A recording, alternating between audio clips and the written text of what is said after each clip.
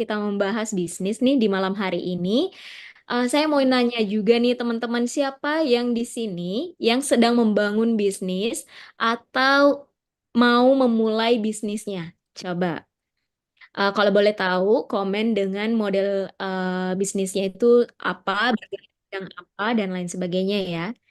Coba, adakah yang sedang membangun atau merintis bisnis?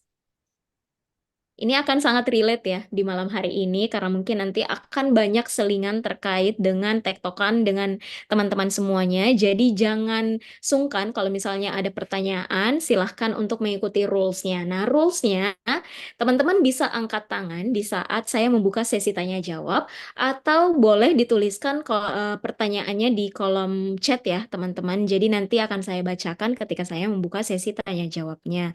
Atau mungkin di tengah-tengah pemateri mau mention atas pertanyaan teman-teman itu juga boleh.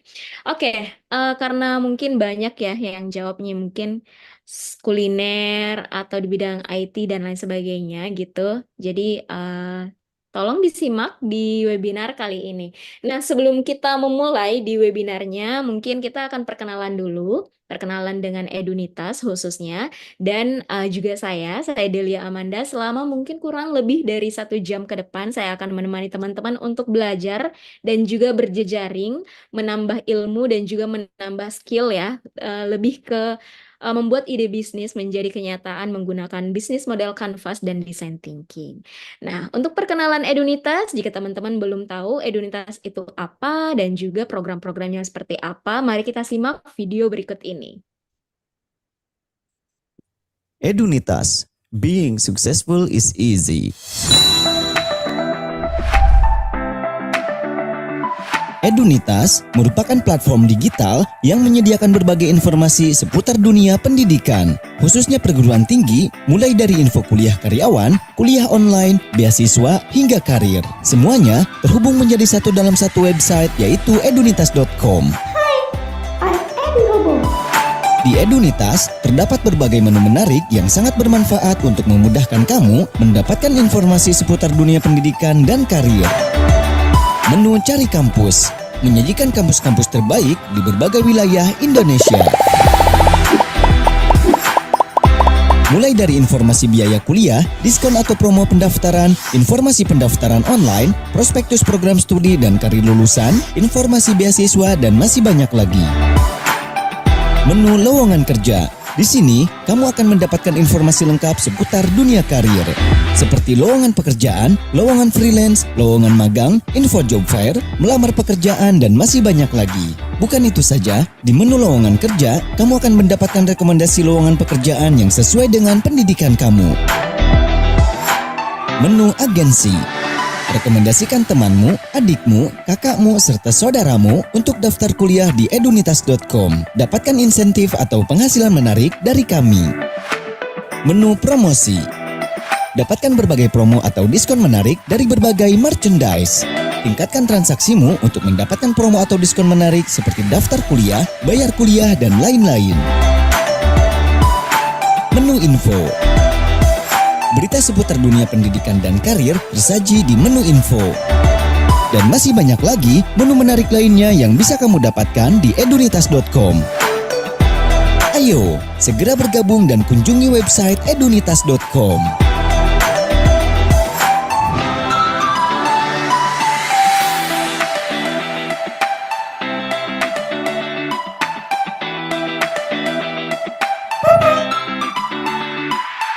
Edunitas, being successful is easy.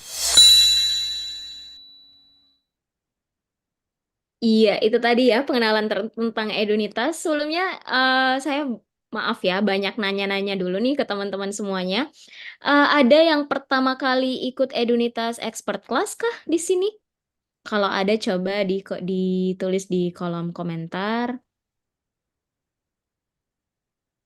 Oke, ada tuh dari Rio Dermawan gitu ya. Pertama kali, karena ini pertama kalinya mungkin saya mau menjelaskan ke teman-teman yang baru pertama kali. Jadi Edunitas ini merupakan perusahaan yang bergerak di perguruan tinggi, teman-teman, yang memiliki banyak program yang menguntungkan, khususnya membantu teman-teman yang mau melanjutkan pendidikannya, entah itu pendidikan S1, S2, D3, atau bahkan S3 ya, teman-teman semuanya. Jadi di Edunitas ada 285 jurusan dan bekerja sama lebih dari 100 perguruan tinggi swasta yang tersebar di seluruh Indonesia yang memungkinkan teman-teman untuk mengakses pendidikan itu meskipun tetap kerja. Jadi ada program unggulannya namanya kelas karyawan, teman-teman semuanya.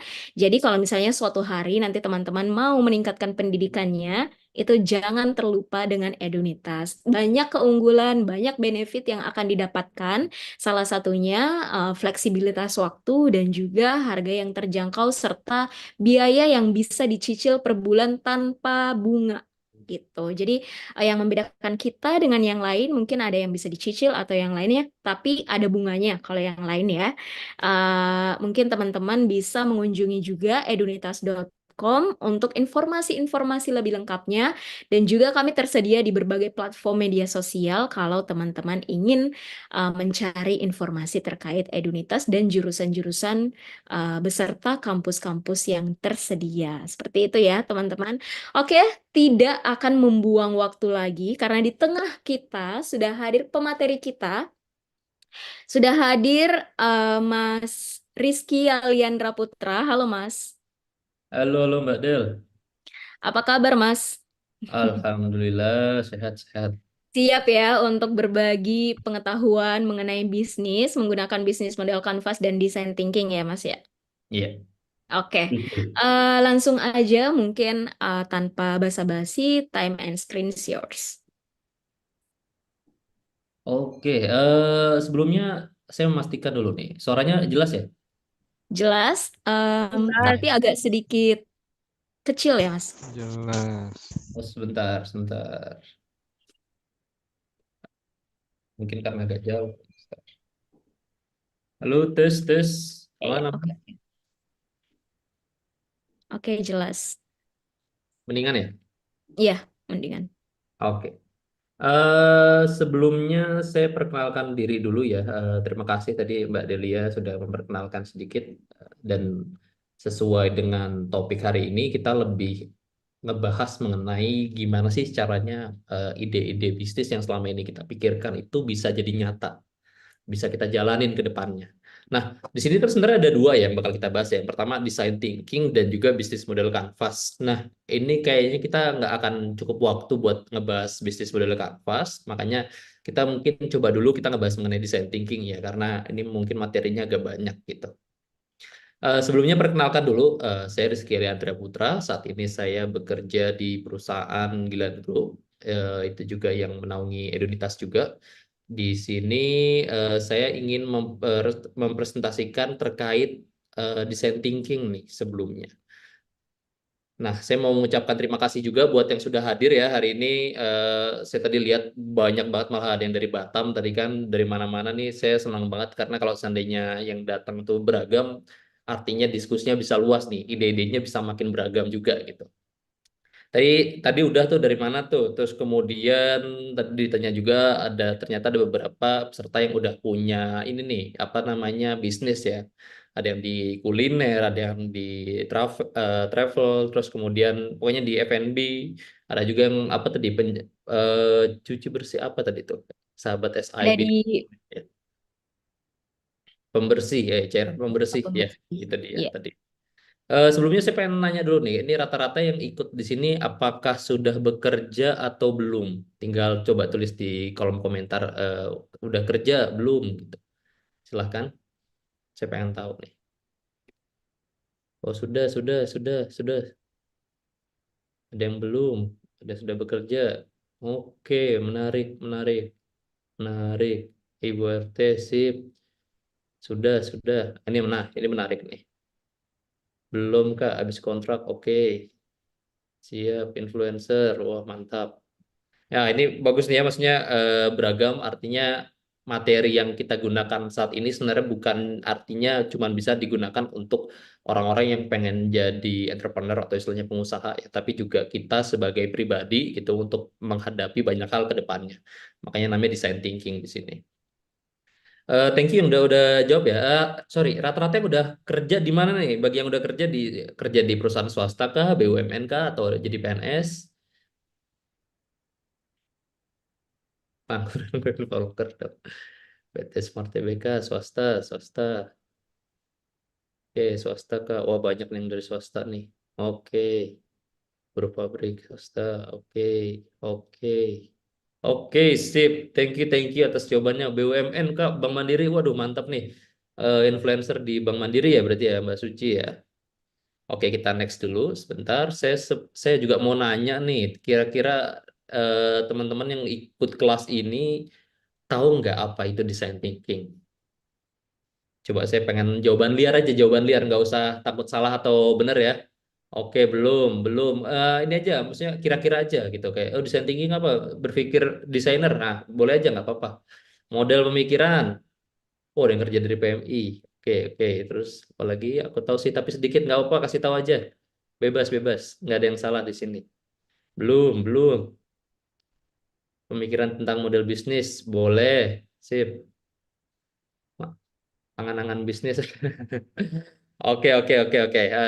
Thank you nih, thank you. Terkait design thinking ini bagus artinya kalau seandainya masih banyak yang belum tahu, ini artinya jadi kesempatan buat saya buat menjelaskan mengenai apa itu design thinking. Nah, sebelum masuk ke sana, saya pengen menjelaskan dulu nih. Saya ingin bercerita terkait revolusi industri dan pasti teman-teman juga udah pernah dengar yang namanya apa sih? Itu apa revolusi industri 4.0 apa sih itu masalah AI, teknologi dan lain sebagainya. Nah, ini saya pengen menceritakan dulu sebelum kita masuk kenapa design thinking itu menjadi penting. Pertama ada yang namanya revolusi industri 1.0 ya. Itu di abad akhir 18 sampai awal 19 itu adalah di mana ketika dulu tenaga kerja manusia itu banyak digantikan oleh yang namanya mesin uap. Jadi seluruh proses atau seluruh produksi atau mekanisasinya itu apa namanya digantikan dengan mesin uap ya, kayak ada mesin jahit, kemudian juga ada kereta uap dan lain sebagainya. Jadi pabrik-pabrik di sana mulai banyak yang bisa dibilang produksinya tuh jadi lebih efisien gitu. Dan banyak pekerjaan-pekerjaan yang mulai tergantikan. Kemudian ini dia revolusi industri 2.0. Nah, tadi yang awalnya dari tenaga manusia kita pure tenaga manusia itu menjadi yang uap sekarang di 2.0 itu di akhir 19 sampai abad awal 20. Itu adalah pertama kalinya penggunaan listrik dalam produksi massal. Jadi listrik di sini mulai masuk, udah banyak lampu dan lain sebagainya, dan ini memperkenalkan lini produksi dan jauh mempercepat kecepatan dari produksi dan juga lebih efisien nih. Dan yang paling terkenal itu memang ada di industri otomotif yaitu Henry Ford ya atau mobil Ford ya pasti banyak yang tahu juga ya terkait mobil Ford itu.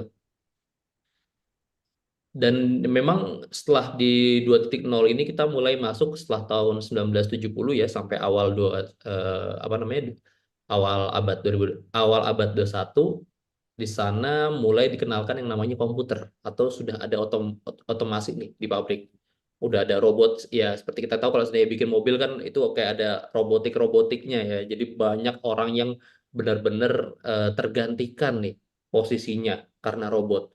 Orang-orang yang istilahnya dulu yang bikin mobil di pabrik itu kan benar-benar diganti oleh robot dan ketika diganti oleh robot itu justru malah jadi semakin presisi, kemudian kebutuhan tenaga kerja buat bikin satu mobil itu jauh lebih efisien, keuntungan yang bisa diperoleh juga makin tinggi, itu yang terjadi gitu. Di sini kita bisa baca ya, mengurangi kebutuhan tenaga kerja manusia dalam proses produksi. Kemudian revolusi industri 4.0. Ini kita tahu yang paling kita kenal pasti adalah AI. Ya, teman-teman pasti tahu ya terkait ChatGPT atau istilahnya AI yang digunakan oleh Google juga di sana. Dan yang awalnya kita pikir justru menggantikan pekerjaan-pekerjaan yang mengulang, tapi ternyata justru yang tergantikan itu adalah seperti apa ya? Seperti misalnya kayak dalam hal penulisan kita sekarang udah bisa pakai ChatGPT gitu. Kita sekarang mau menganalisis sesuatu, kita udah bisa pakai ChatGPT, pakai AI dan lain sebagainya. Hal-hal yang sifatnya ternyata justru analitis. malah bisa digantikan oleh AI. Dan ini menciptakan apa ya produk yang bisa lebih efisien dan juga fleksibel yang dapat menyesuaikan produksi secara real time berdasarkan permintaan pasar. Artinya apa? Artinya informasi itu benar-benar datang dari mana aja gitu.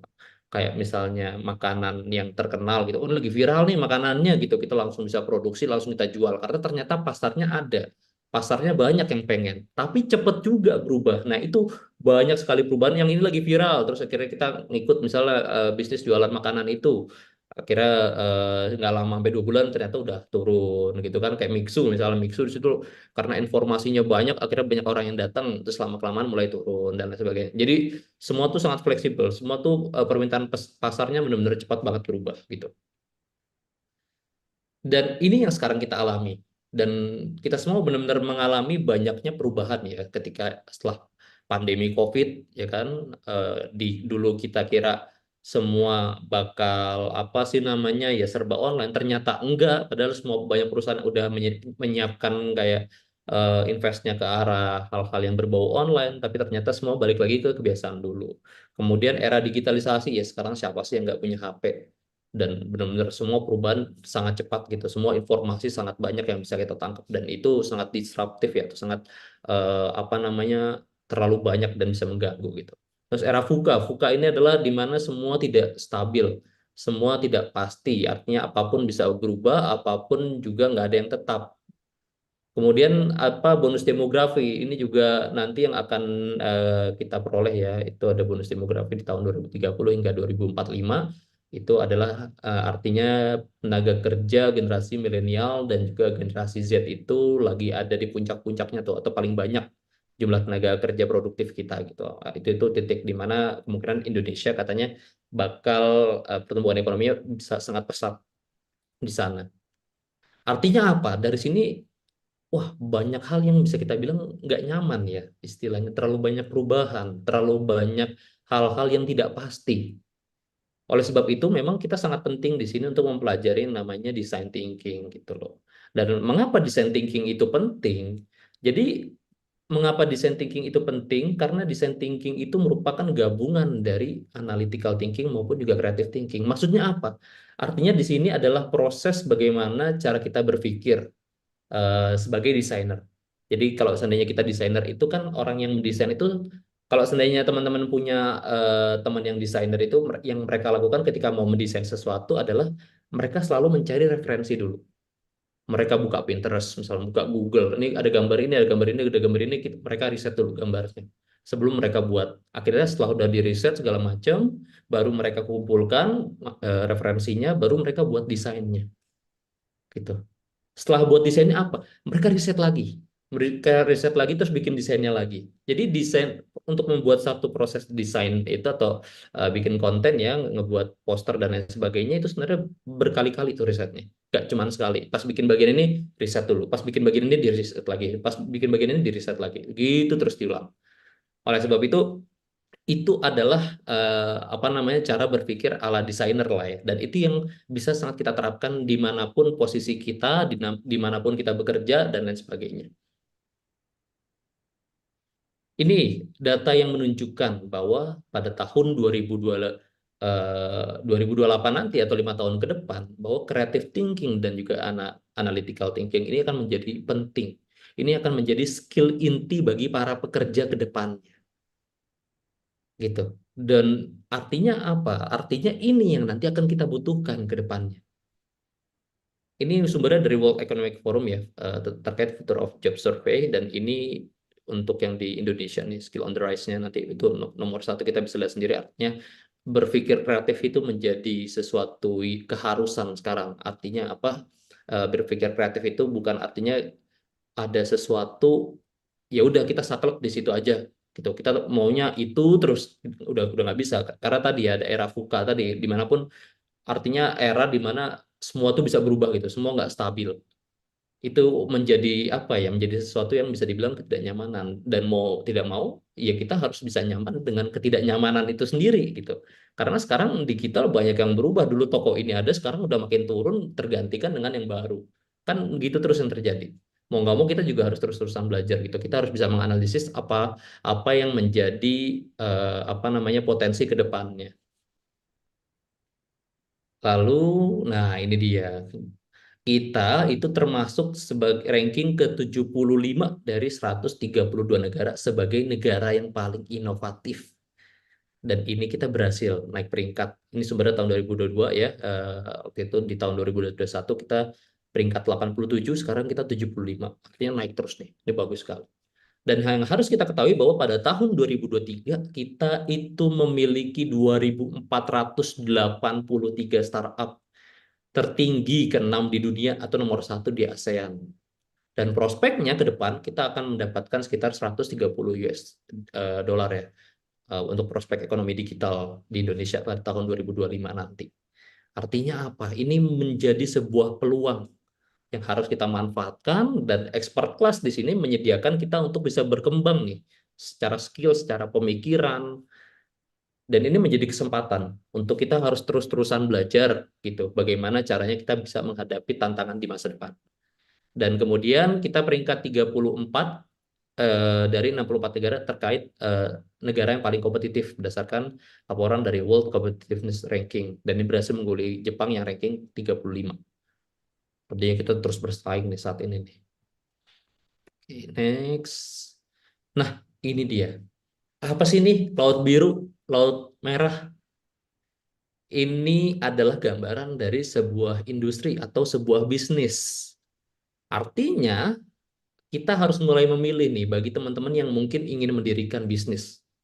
Kita mau bertarung di mana? Di laut merah atau laut biru? Maksudnya laut merah itu apa? Laut merah itu yang ikannya sedikit, kompetitornya banyak. Contohnya, tukang nasi goreng.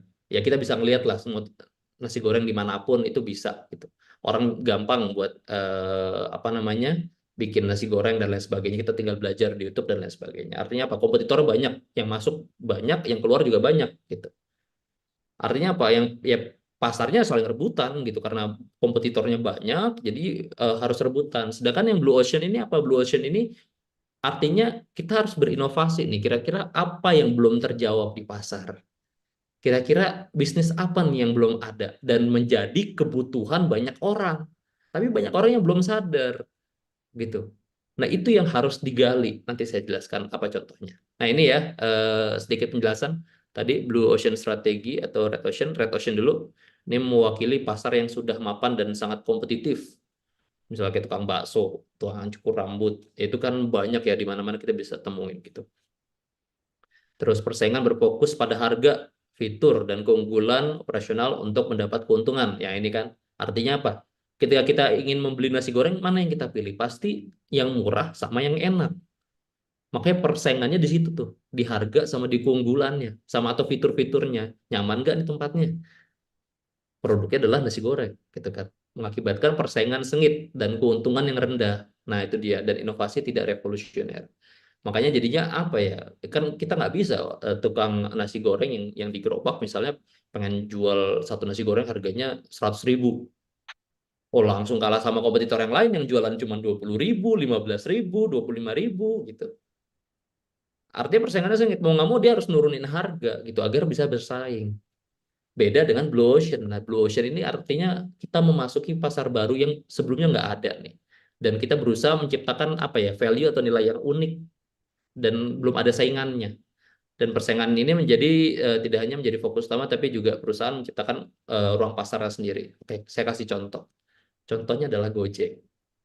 Siapa sih dulu yang kepikiran bahwa Gojek itu bakal jadi online? Ada ojek online di luar sana, gitu. Dan itu betul-betul sangat berdampak di kita. Siapa sih yang pertama kali mulai? Gojek. Inilah yang Gojek lakukan, gitu. Mereka masuk ke pasar yang belum ada sebelumnya di Indonesia. Adanya kan ojek aja, belum ada tuh yang nganterin makanan segala macam. Dan dulu prosesnya sangat panjang untuk menciptakan Gojek ini, benar-benar mereka baru naik setelah 2 atau 3 tahun kemudian. Dan sistemnya dulu belum segampang sekarang, masih by telepon gitu. Nelpon ke operatornya, nanti operatornya ngejawab, ntar dicariin Gojek di dekat sana, nanti baru dihubungin bakal dekat sana, belum belum se ini ya, belum seinteraktif sekarang gitu. Dan ini adalah contoh dari penggunaan strategi Blue Ocean ya, yang sukses. Contohnya adalah Gojek.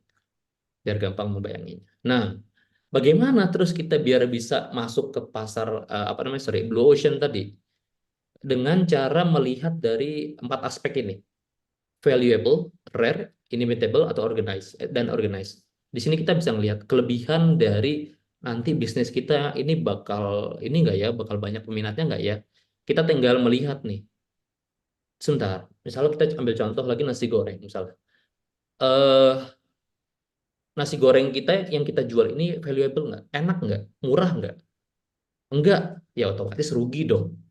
Kita jualan nasi goreng nggak ada yang beli ya otomatis kan rugi. Oke, sekarang nasi goreng kita enak. Iya, enak nih. Ada value-nya, enak, murah, segala macam. Nah, di sini mulai ada saingannya, imbang. Artinya apa? Kita tinggal marketingnya nih yang harus kita kencengin, biar bisa unggul. Pertanyaan selanjutnya, langka nggak? Apakah nasi goreng itu susah dicari dan orang banyak yang pengen? Gitu. Kan nggak, nasi goreng ternyata tersebar di mana-mana. Artinya tadi persaingannya di marketing.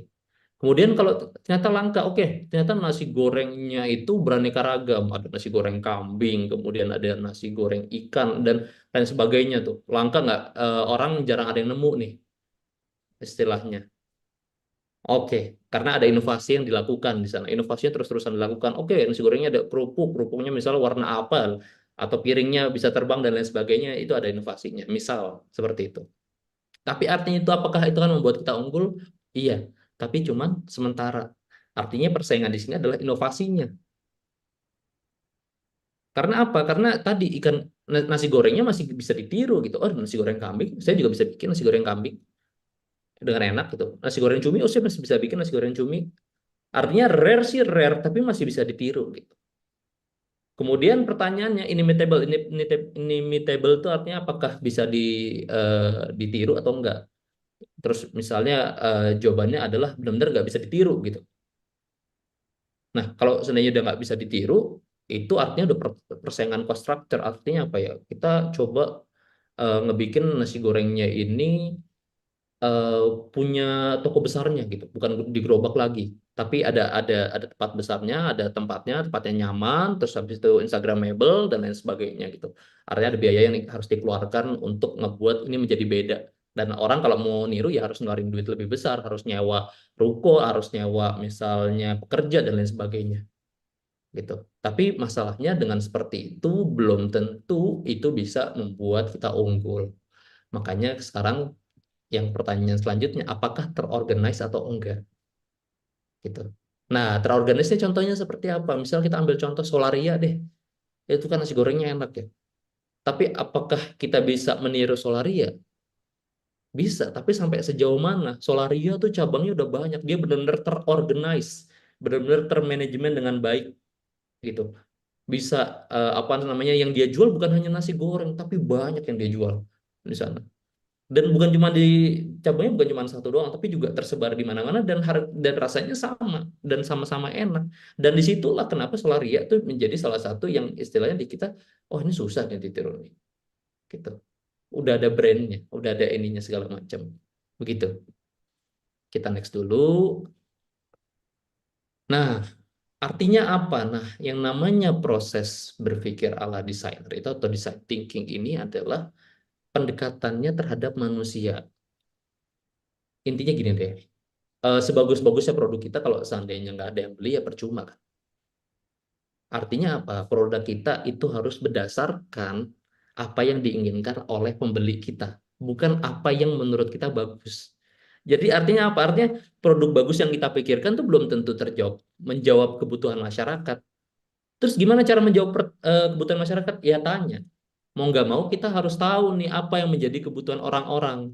Apa ya teknologi yang bisa kita gunain. Dan apa aja persyaratan agar bisnis kita bisa sukses. Kuncinya adalah the human center. Artinya kita harus berpusat kepada manusianya. Kita harus berfokus kepada si pembeli dari produk kita. Dan sebelum kita membuat produk, kita harus tanya dulu mereka butuhnya apa. Dan disitulah inovasi yang boleh kita ciptain nanti ke depannya. Gitu. Dan ini dia, kenapa harus human center atau kenapa harus fokus ke arah manusianya? Karena tadi inovasi itu tidak mulai dari teknologinya, bukan artinya ada ada nih teknologi yang bisa bikin kasur kita berdiri biar kita langsung cepat bangun. Tapi apakah nanti itu dibutuhkan oleh manusia? Belum tentu. Karena itu baru datang dari pikiran kita gitu. Dan itu harus apa ya? Harus kita apa namanya kita teliti atau kita riset dari manusianya. Artinya apa? Kita harus punya empati. Apa nih yang menjadi kebutuhan manusia? Gitu. Dan ini dia terkait design thinking. Intinya sedikit penjelasannya berfokus pada manusianya, kemudian terpacu dari rasa ingin tahu kita gitu. Kita pengen tahu mereka pengen apa, dan kita harus bisa menerima kompleksitas. Karena kan tahu lah ya, kita nanya ke satu-satu orang itu kan punya keinginan yang berbeda-beda. Oh, kompleks banget, dia maunya ini, yang ini maunya ini, yang ini maunya ini, yang maunya ini. Nah, itu yang menjadi tantangan tuh. Gimana caranya kita bisa mengolah banyak informasi menjadi satu jawaban yang bakal kita buat menjadi produk. Kemudian membangun kesadaran proses, karena itu kita harus menghargai prosesnya gitu. Karena proses berpikir ala desainer atau design thinking ini tidak hanya sekali saja gitu. Karena prosesnya harus berulang-ulang. Ketika kita nanya ke mereka, kita buat prototipenya, terus kita tanya lagi, gini bagus nggak? Butuh nggak? Mau beli nggak? Dan lain sebagainya. Jadi ada pertanyaan-pertanyaan yang bisa mengarah ke arah kemana nih produk kita bisa berkembang.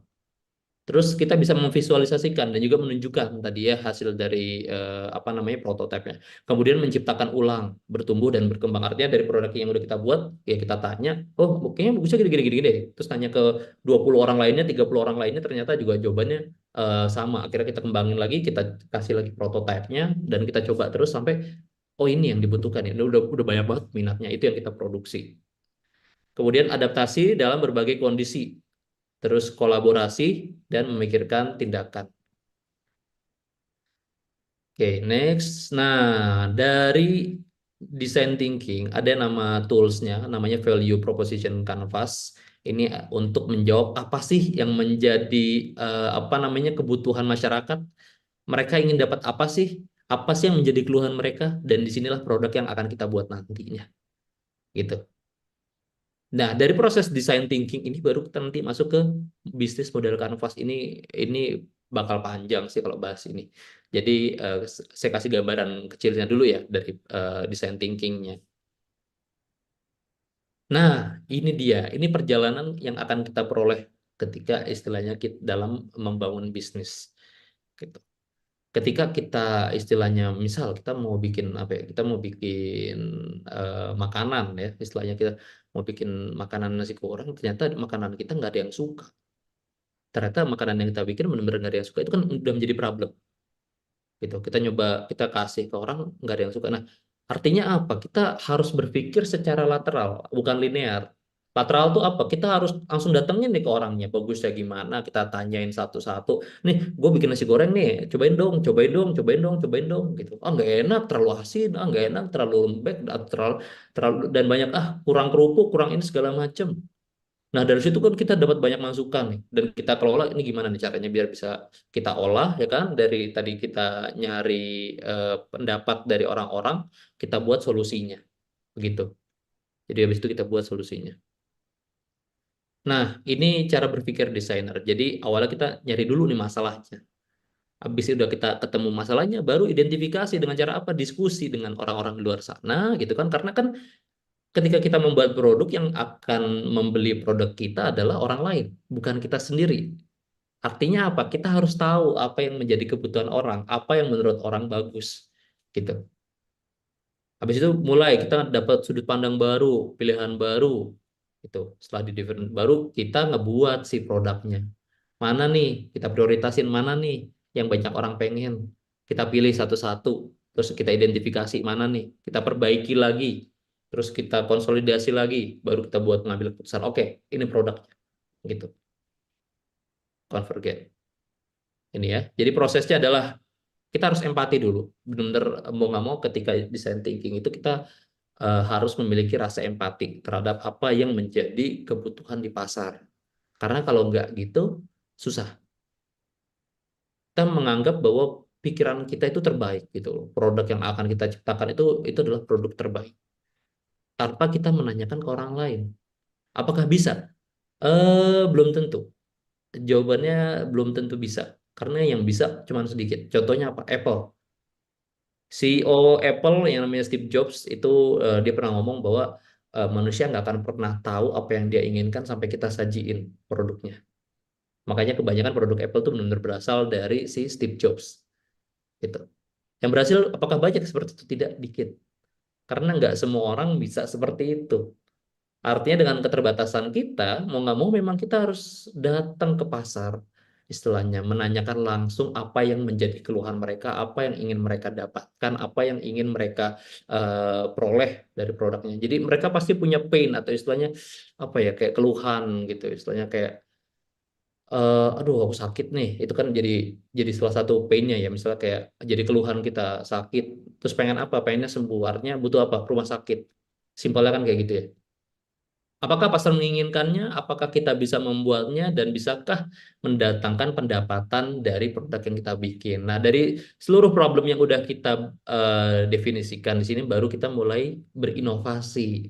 Jadi, inovasi itu bukan datang di awal, tapi datangnya di akhir setelah kita tahu masalahnya. Nah, setelah kita buat apa namanya produknya, baru kita dites nih prototipenya. Kita buat prototipenya, nih gambaran besar dari produknya, segala macam dicoba sama si orangnya, terus dites dan lain sebagainya. Gitu. Kita ambil contoh misalnya kayak sampah. Aduh, ini sampah terlalu sayang dibuang. Ini ada nggak yang mau jual? Ada yang mau beli nggak ya? Gitu. Kemudian ada ya orang yang butuh misalnya kayak sampah-sampah bekas yang bisa diolah gitu untuk membuat apa namanya produknya.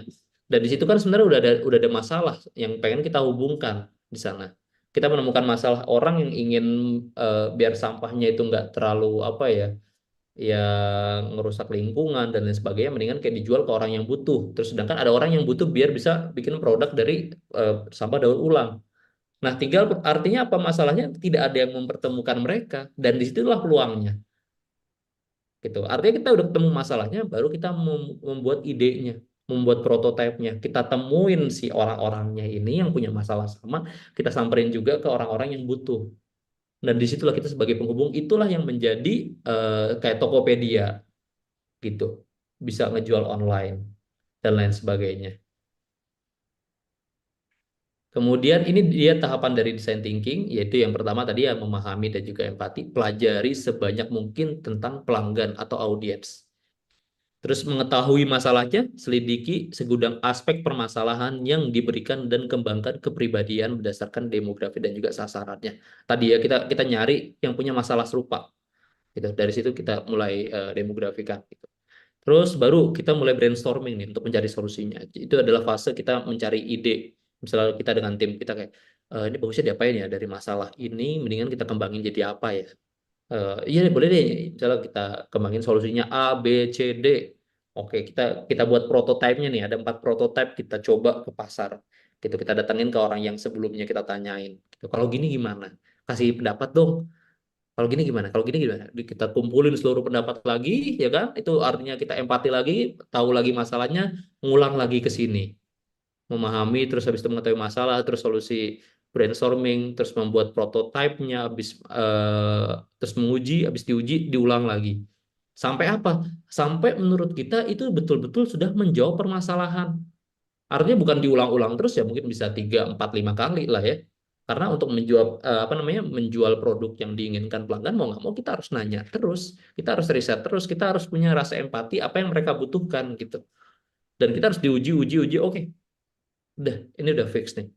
Ini udah produk yang tadi udah value-nya ada ya kan, susah ditiru juga, terus apa namanya, langka juga ya kan, akhirnya bisa kita jual. Tinggal kita gimana nih cara jual prosesnya dan segala macam.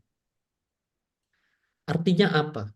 Ide itu murah, yang mahal itu adalah eksekusinya, ya kan? Idenya tuh cuma di tahap sini doang sebenarnya.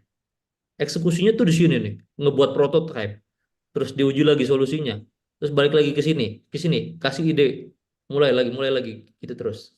Jadi yang paling penting sebenarnya adalah di eksekusinya. Ide itu bukan datang dari kita, tapi justru dari orang, dari seluruh permasalahan-permasalahan orang yang ingin kita jawab, gitu.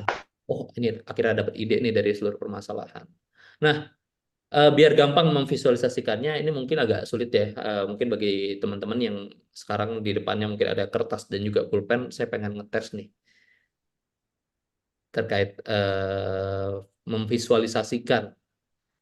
Nah, saya pengen coba siapa ya, em, Mbak Delia deh Mbak. Coba Mbak ada kertas nggak Mbak? Sama kertas, kertas sama Ada. pulpen. Ada ya depan ya. Saya Iya. pengen coba. Ini bagi teman-teman yang pengen ikut coba, silakan. Ini kita coba sedikit game dulu nih. Eh, Sebelum kita lanjut ke apa namanya praktiknya nanti juga. Coba ambil kertas sama pulpen. Sekarang bertahap ya. Coba ambil selembar kertas, kemudian gambarkan bidang berupa bujur sangkar. Gambarkan bidang gambar berupa bujur sangkar. Ini saya kasih informasinya. Udah? Sudah? Oke, terus di dalam bidang gambar tadi, gambarkan sebuah lingkaran yang kira-kira ada di tengah. Oke. Oke.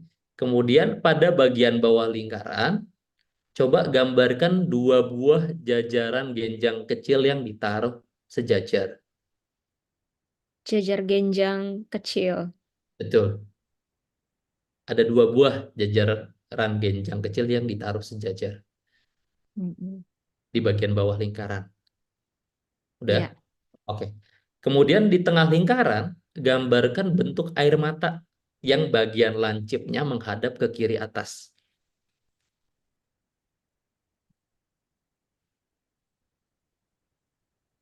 Udah ya? Udah? Iya. Oke, next. Terus di kiri lingkaran, gambarkan bentuk hati yang tertidur dengan bagian lancip hati menghadap ke kanan. Ayo, nanti saya tunjukin hasil. Oke, udah? Udah ya? Terus di bagian kiri atas lingkaran, gambarkan segitiga yang agak miring. Bentar. Di bagian kiri atas lingkaran, gambarkan segitiga yang agak miring. Ini bagi yang ikut serta silakan di apa namanya diaktifkan kameranya ya. Nanti saya pengen lihat nih. Tadi apa instruksi yang terakhirnya? Di bagian kiri atas lingkaran, coba gambarkan segitiga yang agak miring. Segitiga yang agak miring. Tuh.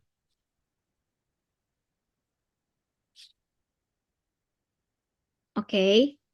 Oke, udah ya. Mm-mm. Coba lihat gambar ya. Coba lihat Hmm. ke kamera, coba beberapa yang bisa mungkin. Coba lihat. Bagi yang udah gambar nih. Oke. Aduh, gak kelihatan Mbak Ani dilipat nih. Aduh, gimana coba lihat.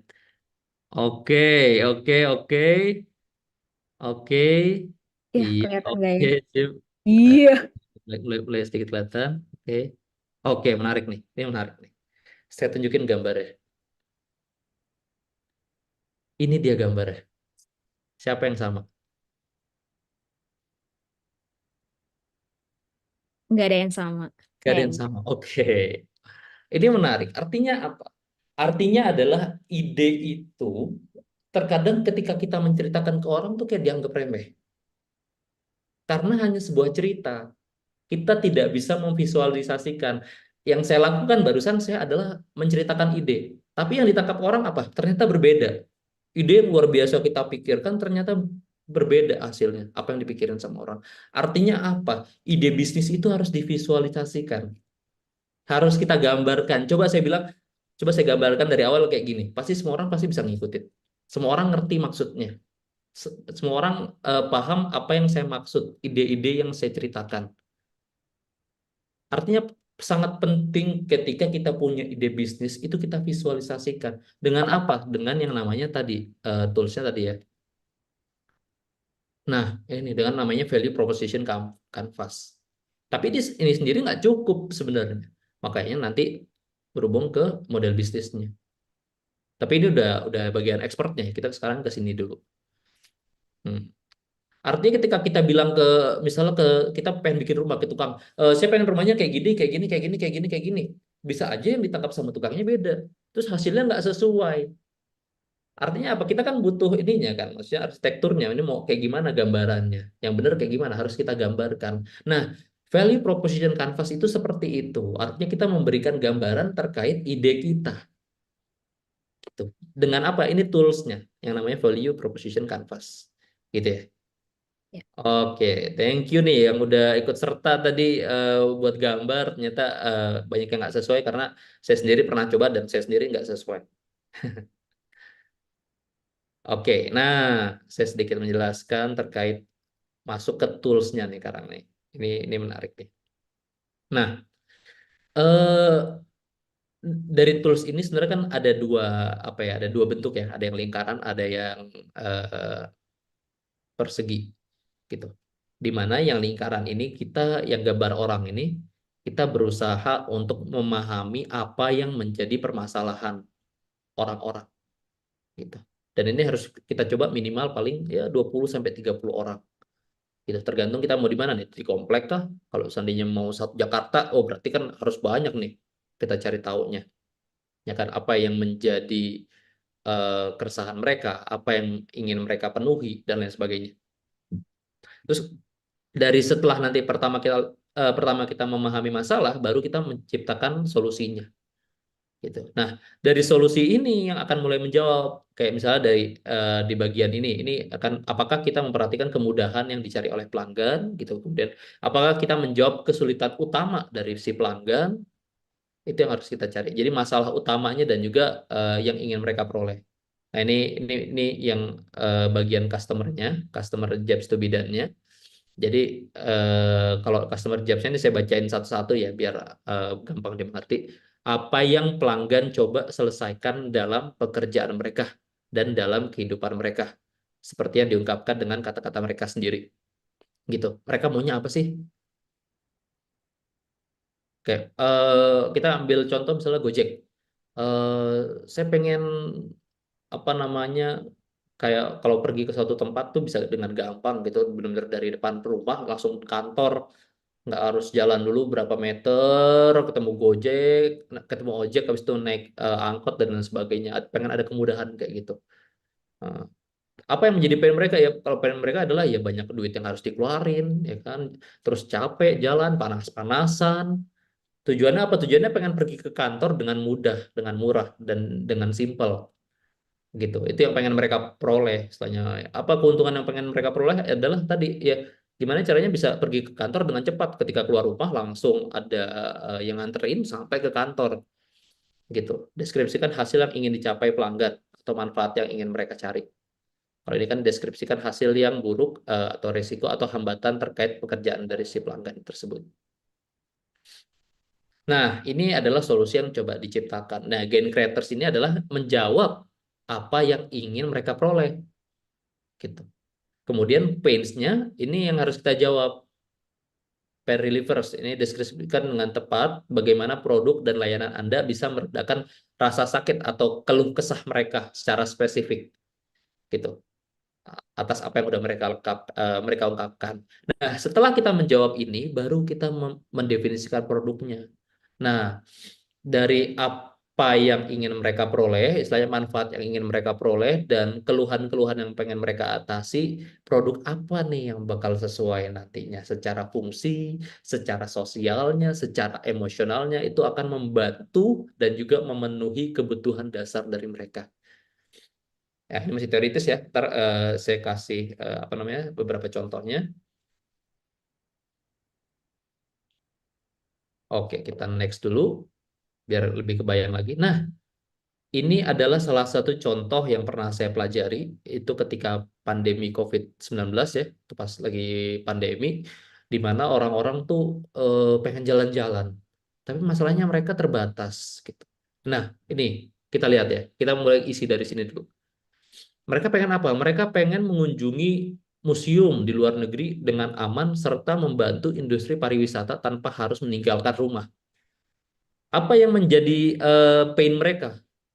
Apa yang menjadi keluh kesah mereka? Mereka bosen di rumah. Terus mereka udah nggak bisa jalan-jalan karena adanya aturan apa sih namanya nggak boleh keluar rumah dan keramaian nggak boleh. Jadi aktivitas terbatas. Kemudian museum juga banyak yang tutup. dan juga ada kekhawatiran kalau mereka keluar ketularan COVID. Itu yang menjadi kekhawatiran dan juga keluh kesah mereka. Terus keuntungan apa atau manfaat apa yang pengen mereka peroleh? Manfaat yang ingin mereka peroleh adalah nggak apa-apa deh duit dikeluarin, tapi ingin terpenuhi nih. Kemudian eh, ingin berkontribusi kepada profesi pemandu wisata gitu. Jadi jangan sampai pemandu wisata di sana hilang deh. Takutnya kan nanti COVID beres sudah gak ada pemandu wisata lagi karena kerjanya udah nggak laku gitu karena nggak ada orang yang jalan-jalan. Terus kayak saya pengen bisa jalan-jalan dengan adanya teknologi yang sekarang nih, misalnya ada HP kah, ada laptop kah, iPad misalnya, atau tablet dan lain sebagainya. Saya punya daftar keinginan, saya ingin pergi ke museum ini, museum ini, museum ini, gitu. Punya punya tujuan dia. Ingin mengunjungi museum di luar dan juga masih tetap taat terhadap protokol kesehatan. Nah, dari sini ini yang kita jawab. Misalnya dari apa manfaat yang ingin kita peroleh, kita jawab. Pertama, produknya pengen apa nih yang kita apa namanya yang kita ingin sediakan untuk menjawab permasalahan mereka. Pertama, produknya gampang dinikmatin, mudah dinikmatin.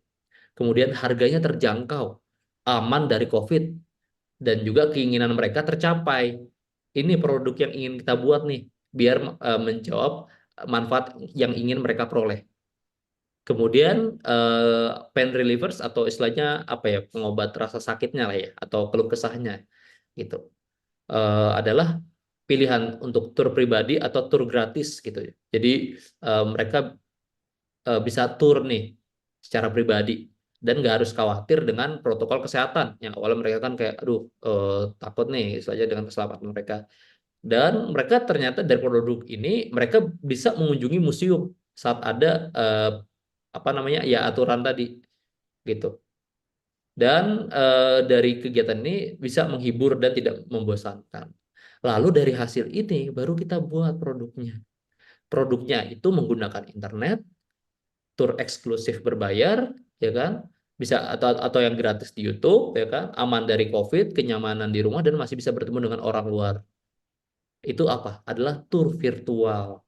Ini kita bisa lihat ya. Jadi ketika COVID itu ternyata ada loh, benar-benar kita jalan-jalan, di situ ada pemandu wisatanya, ada yang datang sendiri, mereka udah kerjasama dengan museumnya, dan mereka jalan-jalan. Dan ternyata banyak waktu itu peminatnya, karena orang benar-benar terbatas ya, nggak bisa kemana-mana gitu. Dan orang-orang yang senang mengunjungi museum akhirnya ikut ini. Ada pemandu wisatanya yang menjelaskan setiap proses dari perjalanan virtualnya gitu. Artinya apa? Artinya ketika COVID pun ternyata banyak ide-ide yang bisa kita ambil. Perubahan-perubahan yang begitu cepat, yang begitu tidak pasti, dan begitu tidak enakan, ternyata bisa kita manfaatin nih untuk menjadi bisnis yang sebelumnya nggak ada. Dan ternyata peminatnya banyak, yaitu tour virtual. Gitu. Nah, ini contohnya XL. XL juga nih, misal pengen nelpon orang dari Jawa Bali dan juga kota-kota besar di pulau lainnya. Kemudian keuntungan yang pengen mereka peroleh atau manfaatnya adalah ya harganya murah, bisa nelpon panjang, kualitas baik. Ini dulu ya, ini dulu. Kemudian kualitasnya juga bagus. Tapi sekarang yang jadi permasalahan adalah di mereka ya nelpon sekarang mahal dan terbatas gitu. Yang murah tuh cuman bisa di jam-jam tertentu. Dan inilah yang mencoba XL jawab gitu dengan yaitu paket nelpon murah XL. Keuntungannya adalah ya harga murah ya kan, kualitas berimbang dengan market leader, terus high end image, kemudian apa namanya keluhan yang ingin diselesaikan bisa nelpon murah dengan menggunakan XL dan terjawab nih untuk bisa telepon sampai Jawa Bali gitu kota-kota besar. Nah, oke. Sekarang saya pengen coba praktik nih. Nah, sebelum praktik, saya pengen tahu nih dari teman-teman, kira-kira sebelum kita lanjut ke next berikutnya nih, kita coba isi-isi ya, kita latihan sedikit. eh Coba pilih. Kira-kira banyak yang pengen ngebahas apa nih? Mengenai transportasi kah? Mau bahas terkait makanan, gitu kan? Pendidikan, turisme, healthcare, atau manajemen sampah nih. Intinya nanti kita coba bikin bareng-bareng ya. Jadi bukan saya sendiri yang bikin, tapi kita coba bikin bareng-bareng. Pada mana nih? Oke, 6. 1, 6. Oke. Waste management, wah banyak 6. Oke, 5, 6. Wah, 3, 6. Oh banyak nih 6 nih. Oke, oke, oke, oke. 6 juga. Waste management ya, manajemen sampah. Wah, ini menarik nih. Oke, sekarang karena kita yang hadir di sini ada sekitar berapa? 88 orang. Saya pengen teman-teman nanti ikut ngejawab ya di kolom komentar ya. Kita coba isi bareng-bareng nih. Tadi kita mau bahas apa namanya waste management ya. Oke, Iya. kita bahas mengenai manajemen sampah. Ini menarik. Kita bahas mengenai waste management. Oke, saya sekarang tanya nih ke teman-teman semua, tinggal isi aja di kolom komentar ya. Kira-kira apa sih yang dikeluhkan terkait pengelolaan sampah saat ini? Polusi, boleh, bagus bagus. Karena, waduh, karena banyak sampah juga ada polusi nih. Bagus bagus, Mas. Apalagi nih kira-kira? Bau menyengat, ya bau, ya polusi bau juga bisa. Kemudian apalagi? Silakan, silakan isi. Artinya kan, artinya dari sini kan berarti banyak sampah yang menumpuk ya, banyak ya banyak sampah yang menumpuk. Oh banyak nih, mengganggu kesehatan. Oh masalah lagi kesehatan, ya kan? Kotor, banjir. Waduh menarik nih, tidak sedap dipandang mata. Oh, masalah visual, ya Bank kan? sampah, berkurangnya bank sampah katanya. Oh berkurangnya bank sampah, berkurangnya bank bank bank sampah. Iya. Oke, ini kita coba tampung dulu segini ya. Kemudian manfaat apa sih yang pengen diperoleh dari seluruh keluh kesah tadi? Apa aja nih? Solusi pengen pengen manfaat, maksudnya dari keluhan kita kayak ngelihat, duh, ini di luar sampah banyak banget lagi, istilahnya sungai kotor segala macam. Apa sih yang pengen kita lihat? Pengen misalnya sungainya bersih, lingkungan bersih, boleh, lingkungan bersih. Terus apa lagi? Kesehatan meningkat, bagus. Kesehatan meningkat, lingkungan bersih dan nyaman. Oke, air sungai tidak kotor, sungai bersih, mengurangi polusi, polusi udara, polusi ya, bebas dari bebas polusi, kemudian terhindar dari penyakit, kesehatan. Sip, bagus, bagus, bagus. Nah, oke, minim wabah penyakit, oke, kesehatan meningkat. Nah, terus eh, dari seluruh permasalahan maupun juga manfaat yang tadi teman-teman kemukakan, kira-kira sebenarnya pengen gimana sih cara penyelesaiannya gitu? Apakah kita kita coba sambil lihat lagi ya, biar biar enak contohnya di sini. Nah, misalnya kayak saya maunya ada aplikasi yang apa namanya tadi ya kita jual kita ada banyak sampah, tapi kita nggak bayar nih buat ngebuangnya, malah kita dibayar. Misal, contoh kayak gitu ya. Apa nih kira-kira apa namanya yang ingin teman-teman selesaikan dari seluruh permasalahan tadi gitu? Kayak istilahnya kayak saya maunya ada orang yang mau beli sampah saya, misal, atau saya mau ada yang ada manajemen sampah yang baik gitu. Bank sampah dibakar. Misalnya mau ada bank sampah yang mendaur ulang sampah saya dengan mudah dan mendapatkan pendapatan tambahan. Contoh ya. Oke, B2 buang sampah tapi dapat keuntungan. Bagus, B2B. Wah, bagus tuh. Saya tulisan. B2B. Buang sampah tapi dapat keuntungan. Oke, oke, oke. Daur ulang sampah menjadi memiliki nilai yang produktif bagi lingkungan. Itu juga bagus tuh. Oke, modernisasi sistem daur ulang. Oke, us, bagus nih. Ya daur ulang tadi ya udah ya. Oke, daur ulang sama menjadi memiliki nilai yang produktif. Ada value nih, ada value, value dari sampah yang kita punya. Oke, nah dari sini baru kita mulai masuk nih ke si game creatorsnya. Ini thanks ya yang udah ikut nih, luar biasa nih teman-teman. Nah dari sini kan artinya apa? Dari lingkungan bersih kita coba ambil lagi ya, kita lihat ya. Kayak misalnya ingin berkontribusi pada ini, ingin masih ada dana yang disisihkan, mudah dinikmati, aman dari COVID, terjangkau, keinginan tercapai. Artinya gen creatorsnya adalah sesuai dengan manfaat yang ingin diperoleh. Artinya apa? Pertama, misalnya lingkungan, berarti istilahnya eh, lingkungan menjadi bersih dan nyaman, bersih dan nyaman dengan mudah, misal, ya kan? Terus eh, anak menjadi tidak sakit, misalnya, atau keluarga atau lingkungan sekitar ya, lingkungan sekitar menjadi sadar dalam mengelola sampah, misal kan. Terus mengurangi penyakit-penyakit karena sampah. Ini adalah produk yang ingin pokoknya ingin menjawab permasalahan-permasalahan ini yang ingin diperoleh gitu. Kemudian di sini juga nih, artinya apa? Kita coba lihat lagi. Penetrators-nya tadi, oke. Misalnya kita pengen, tadi kan karena pengen bermanfaat gitu kan, apa ya sebentar, ini kenapa nih? Nah, sip. Kita pengen sampah yang misalnya yang bau, yang banyak, yang menumpuk dalam segala macam itu bisa dijual, misal dijual dan disisihkan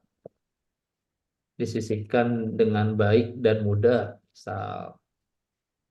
Terus ya, masalah kotor misalnya berarti eh, kebersihan mudah didapatkan, misal dari masalah kotor. Lingkungan jadi enak dilihat, masalah visual.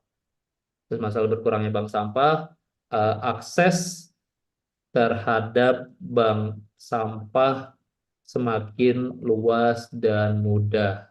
Oke, ini kita coba contoh aja ya. Udara yang segar jadinya, terus jadi bebas polusi semuanya. Kita isi di sini. Nah, produknya apa nih?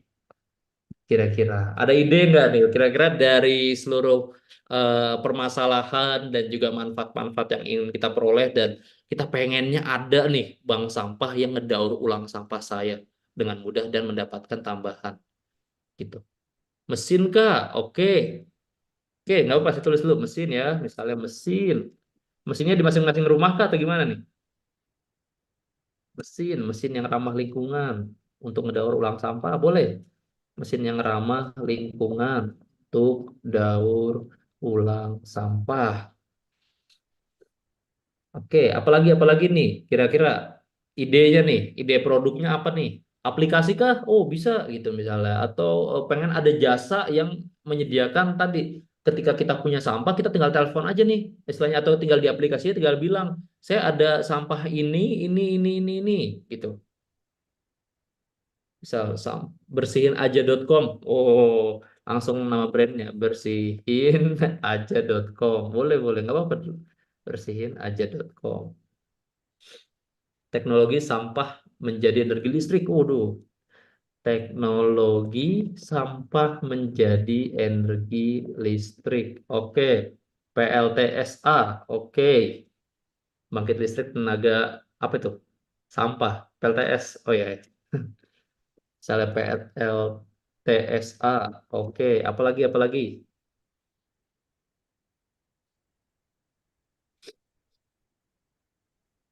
Ada lagi aplikasi ya. Saya coba tambahin sedikit aplikasi yang menghubungkan terkait apa ya? Misalnya menghubungkan antara yang antara aplikasi yang menghubungkan sampah yang kita punya dengan dengan orang yang ingin mengelola, dengan orang yang ingin mengelola. Buang sampah online, boleh, boleh buang sampah online. Aplikasi Waze RT RW boleh, edukasi olah sampah boleh. Ada berarti di sini juga ada edukasinya, edukasi mengenai pengolahan sampah. Oke, ini menarik. Ini banyak banget ya yang bisa menjadi ide tadi. Sebentar. Oke, saya sedikit ngambil waktu dulu sebentar. Ini dari seluruh apa namanya tadi ya value proposition canvas ini kan kita jadi punya jawaban nih atas apa yang menjadi permasalahan orang dan produk yang ingin kita ciptakan. Nah, ini kan idenya udah banyak ya. Artinya kita udah banyak ide. Terus kita harus mikirin nih mana yang paling mungkin bisa kita buat gitu, yang bisa jadi produk kita yang bisa kita jual nantinya sesuai dengan kemampuan kita, sesuai dengan teknologi yang ada, kan bisa aja kayak saya ingin pergi ke kantor dengan cepat. Oke, solusinya adalah bikin mesin teleport. Oke, itu idenya bagus, tapi apakah itu bisa direalisasikan? Kan belum tentu. Karena belum ada teknologi yang bisa memindahkan manusia dengan mesin teleport kayak gitu-gitu. Jadi kita harus pilih lagi nih dari seluruh solusi yang kita punya, coba kita tanya lagi deh ke apa namanya ke masyarakat nih kira-kira apa yang paling memungkinkan nih dari solusi ini yang bisa kita realisasikan. Buat bata berbahan dasar sampah, menarik, boleh. Artinya pengelolaan sampahnya tadi, yang ingin mengelola sampahnya tadi tadi ya terhubung dengan orang-orang yang pengen buang nih misalnya, terus pengen dia olah jadi batu bata bisa. Nah, coba dari kita fokus ke arah yang 6 ini dulu. Kira-kira mana nih yang paling mungkin bisa kita buat dengan kita cari nih orang-orangnya nih, misalnya. Oke, sebentar.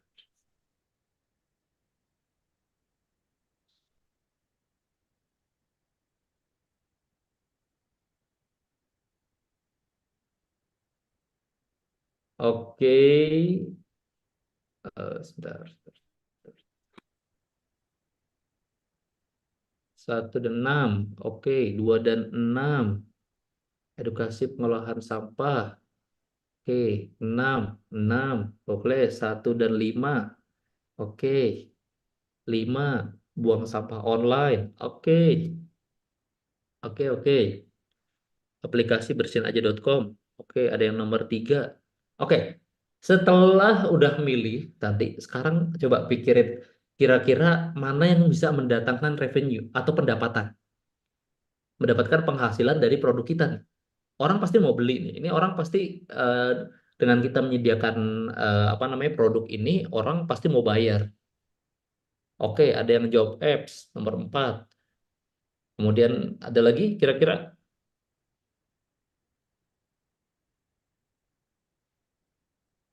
Coba sekarang saya tanya, kalau seandainya edukasi pengolahan sampah, bagaimana cara kita bisa mendapatkan keuntungan dari sana? Gitu. Kemudian buang sampah online, gimana cara kita bisa dapat keuntungan dari sana? Kemudian misalnya aplikasi, gimana cara kita bisa dapat keuntungan dari sana? Gitu. Terus teknologi sampah menjadi energi listrik, ya gimana itu caranya tuh dapat keuntungan? Oke, kita jual produk teknologinya, tapi apakah kita bisa buat dengan cepat?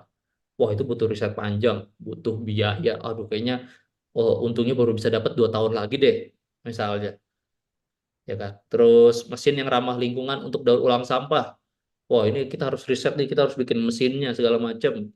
Harus ngeliat di luar negeri ada yang pernah bikin nggak ya? Kita coba pelajarin ke sana, kita ke luar negeri, riset dan segala macam. Ada yang jawab nomor 3 itu bisa yang menghasilkan. Ada yang jawab 2, 4, 5.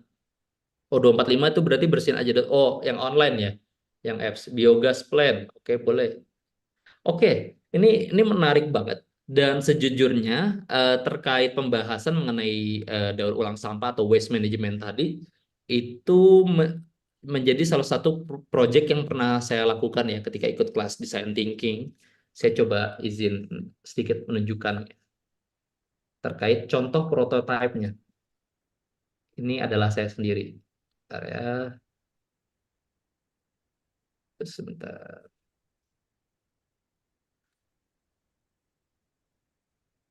Udah kelihatan? Udah. Ini lucu nih. Kelihatan ya? Ya. Nah, saya play. Saya pengen tahu apa yang teman-teman tangkap dari video ini.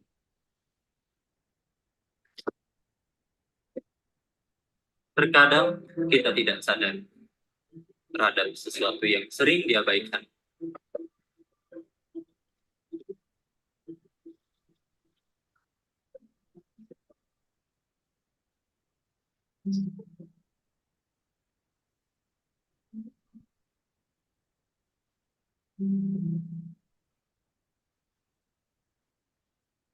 Apa yang kita buang, apa yang kita kumpulkan, dan apa yang kita kerjakan.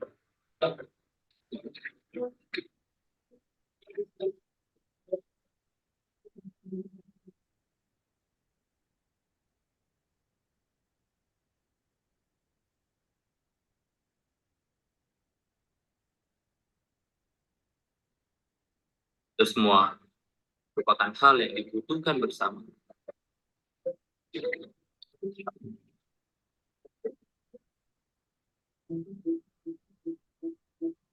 Satu langkah sambut dengan teknologi yang menguntungkan sampah kita semua menjadi sesuatu yang lebih berarti.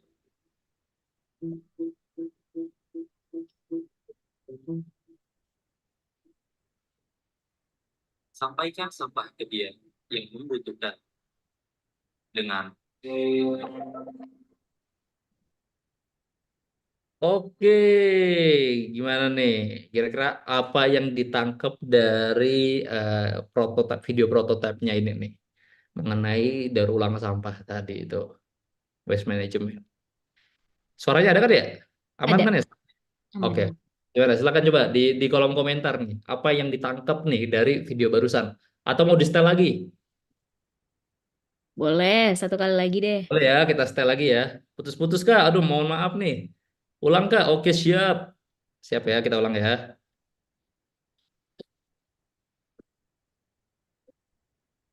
Terkadang kita tidak sadar terhadap sesuatu yang sering diabaikan.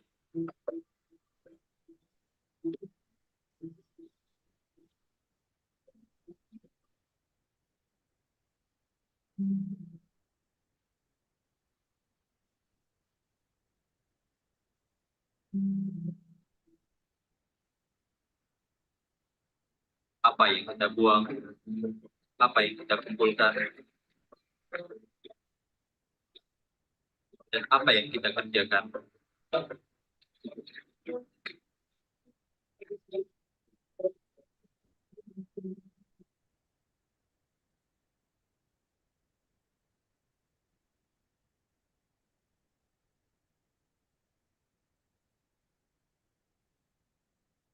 Itu semua merupakan hal yang dibutuhkan bersama.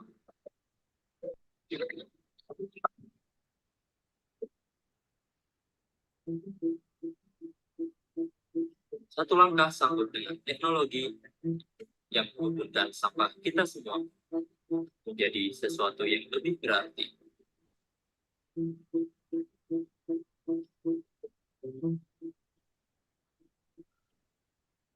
Sampaikan sampah ke dia yang membutuhkan dengan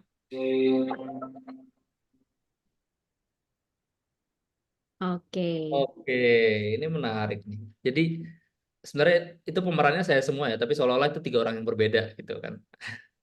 Nah, di sini sebenarnya ada tiga masalah, ada tiga customer dan juga diselesaikan dengan satu produk. Masalah, coba saya pengen tanya dulu, kira-kira masalah yang dialami sama si masyarakatnya apa nih? Sama si Pariski nih. Si Pariski sebagai apa namanya masyarakat, apa yang masalah yang dialamin? Silakan dijawab. Penumpukan sampah, betul. Bagus. Apalagi? Males buang sampah, betul. Oke, mantap. Yang saya lihat terkadang yang kita kerjakan apa yang menggunakan sumber pendapatan orang lain dengan ide kita. Wow, ini itu bapaknya di video lagu lagi mulung. Oke, oke, oke. Kita next lagi ke masyarakat kedua nih. Masyarakat kedua si Pak Ali Putra nih. Nah,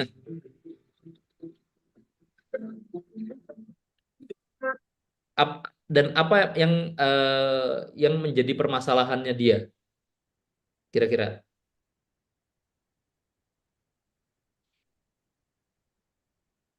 dari si Pak Ali Putra nih sebagai pemulung nih. Tadi ketika posenya di mana tadi itu. Nah, ini kan nah rata. Oke, nggak ada botol yang dikumpulkan, betul. Karena orang males buang sampah, ditumpuk, entah dibuang kemana, buang sampah sembarangan, jadinya dia sulit nih. Rizky kesulitan membuang sampahnya. Oke, betul. Pemulung membutuhkan sampah untuk dijual. Oke, mantap. Dengan teknologi permasalahan, keduanya selesai. Nah, bagus. Nah, terus ada lagi pengusaha daur ulang plastik, Pak Andra nih. Jadi dari hasil tumpukan yang dibuang sama pemulung, dia jual ke si pengusaha daur ulang. Sama si pengusaha daur ulang, sampahnya itu dikelola sampai bisa menghasilkan sesuatu gitu. Tapi ternyata permasalahan dia di sini kan, kehabisan dia. Itu Oh, semua jatim. Jatim bukan jatim. hal yang dibutuhkan bersama.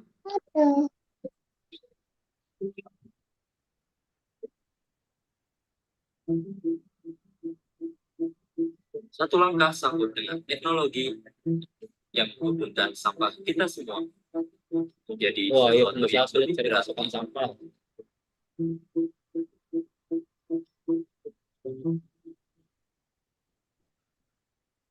Sampaikan sampah ke dia yang membutuhkan dengan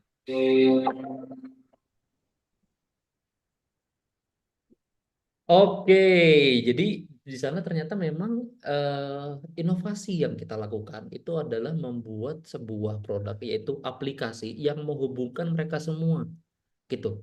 Orang yang tadi misalnya kayak eh, punya tumpukan sampah nih, bingung mau ditaruh di mana, mau dibuang kemana gitu kan, dia nggak mau terlalu banyak membuang sampah malah malah jadi numpuk ya kan.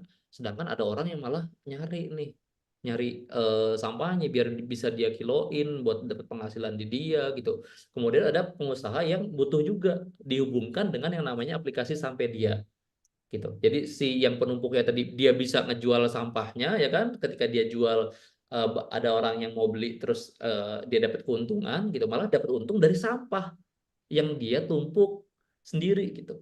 Kemudian dari si apa sih si pemulung tadi dari hasil dia ngumpulin bisa dia jual.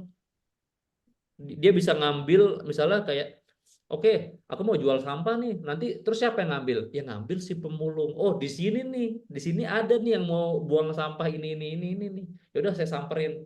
Saya beli sekian deh. Nanti saya jual di daur ulang bisa lebih mahal gitu. Nah, jadi udah ada kesepakatan harga di sana misalnya. Nah, si pemulung akhirnya apa? Dia bisa datengin ke tempat-tempat sampah yang emang dia butuhin. Nah, dari hasil tumpukan sampah yang dia peroleh dari aplikasi gitu. Oh, di sini mau jual apa namanya? Mau buang botol, di sini mau buang botol. Oke. Ya saya datang ke sana, saya ambilin, nanti saya anterin ke si pengusaha daur ulang.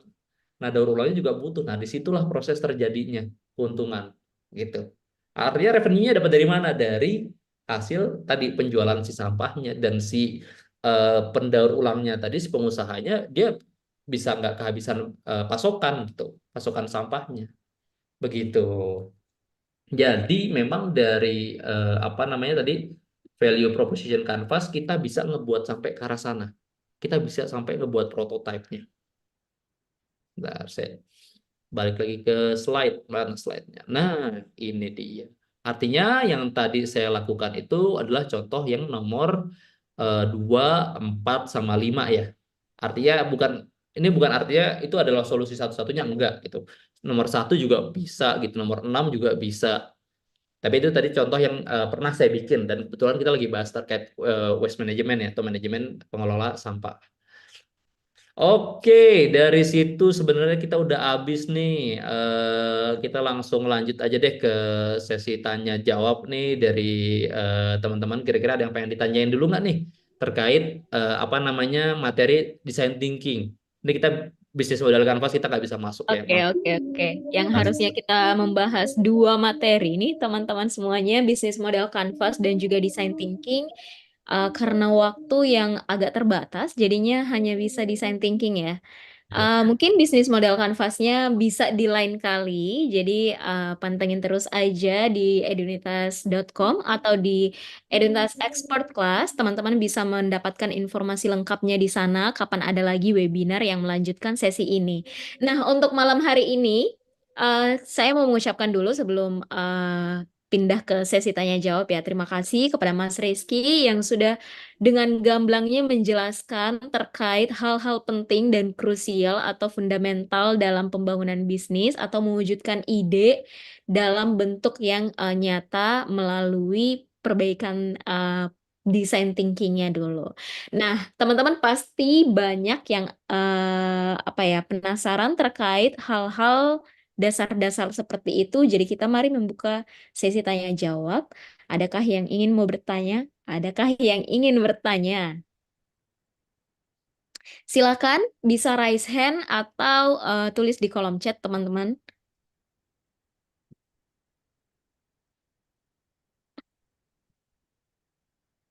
Ada yang mau bertanya? Ada yang ingin Mungkin tanya? karena Boleh. terlalu meresapi. Oke, Suprawito raise Ya, hand. Silakan open mikrofon. ya, terima kasih Kak Rizky Ali. Maaf, saya sangat tertarik dan membuat pemikiran saya itu lebih luas lagi dengan paparan materi yang disampaikan Kak Rizky tadi. Ini kan tadi berbicara mengenai permasalahan ya Kak ya untuk mendapatkan satu peluang yang bisa kita jadikan rujukan untuk mengawali satu peluang usaha. Yang saya tanyakan ketika di lingkungan kita ini eh, orang kita fokusnya kepada orang-orang yang memang konsumer. Nah, artinya di sini kan eh, bagaimana langkah kita ketika di samping permasalahan ada juga mereka ini kan di lingkungan yang ini ya saya katakan yang orang yang konsumeritis lah, konsumer lah. Jadi Hmm. orang-orang kaya lah ibaratnya itu ya. Bagaimana kita bisa mengambil peluang seperti itu ya? Apa sama prosesnya atau langkah-langkahnya sama atau gimana? Kalau tadi kan kita melihat permasalahan di masyarakat, permasalahan di lingkungan kita. Yang kita ini bagaimana kita memenuhi kebutuhan dia sekarang ini. Artinya orang ini kan orang yang memang kaya gitu ya. Orang di lingkungan kaya elit gitu ya. Jadi kita kan tidak mungkin apa permasalahan mereka yang kita cari. Nah, itu apa memang sama langkah-langkahnya untuk mendapatkan tadi ya desain thinking kita itu apa langkahnya sama gitu ya. Itu kemudian adakah lebih lebih ini ya, lebih maksud saya ini yang lebih aplikatif, yang lebih mudah metodenya agar kita bisa langsung mendapatkan kan ini tadi itu langkah-langkahnya begitu luas ya perlu kajian perlu analisa adakah metode yang singkat ketika kita mendapatkan satu peluang gitu ya itu mungkin bisa mohon dijelaskan Oke, dengan terima Oke, kasih. terima Mas kasih Supratman. Pak Suprawito ya. Saya langsung jawab aja ya paling ya. Baik. Ya, boleh, boleh. Oke, ini menarik ini pertanyaannya. Kalau seandainya di lingkungan kita justru orang-orang yang berada gitu, orang-orang yang kaya, kayaknya dia nggak punya masalah deh istilahnya, karena ya kebutuhannya udah terpenuhi semua. Saya akan bilang bahwa tidak ada manusia yang tidak punya masalah.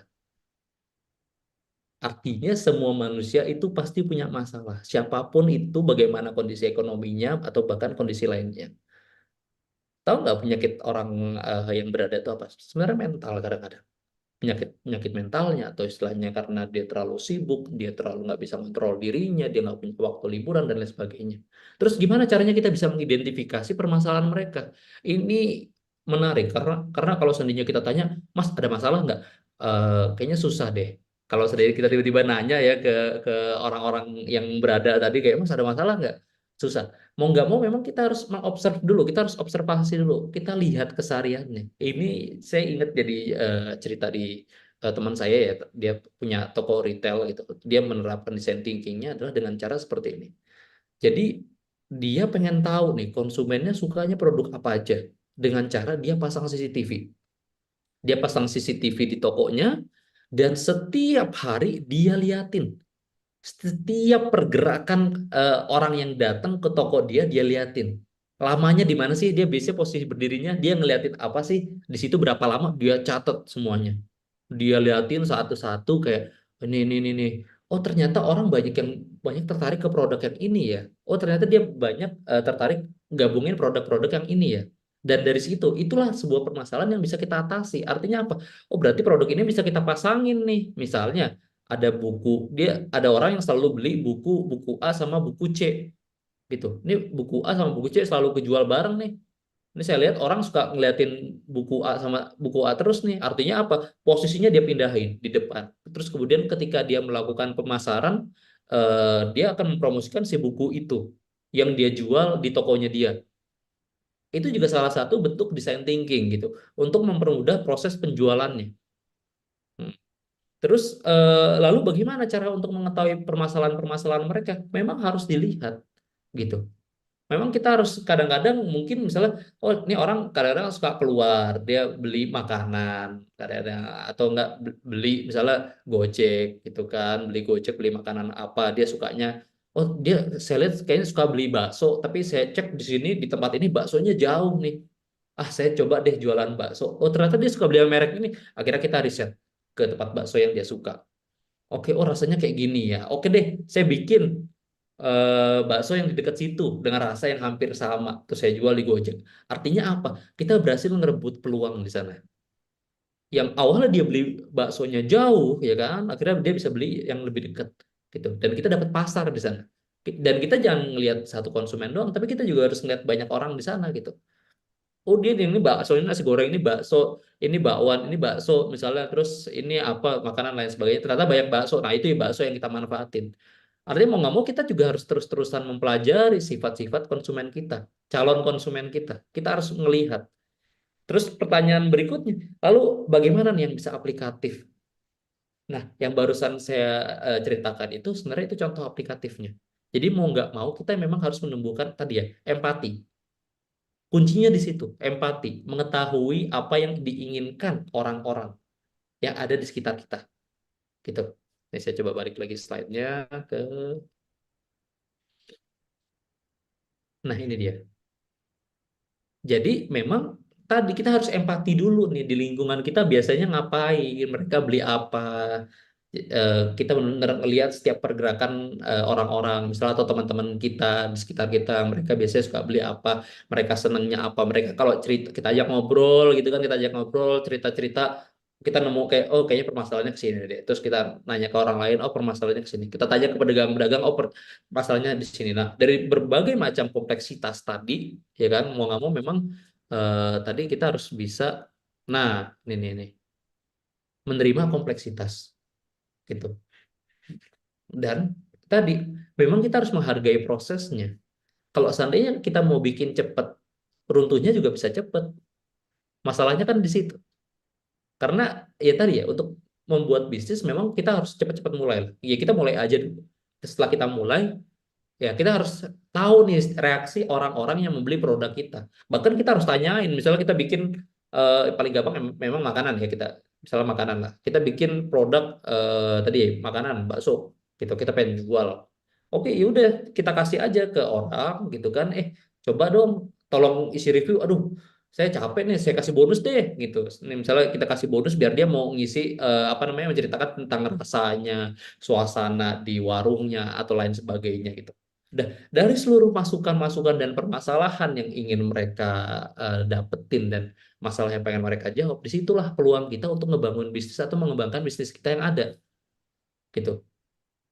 Dan memang harus divisualisasikan, oke, oh ternyata dia sukanya bumbunya kebanyakan nih.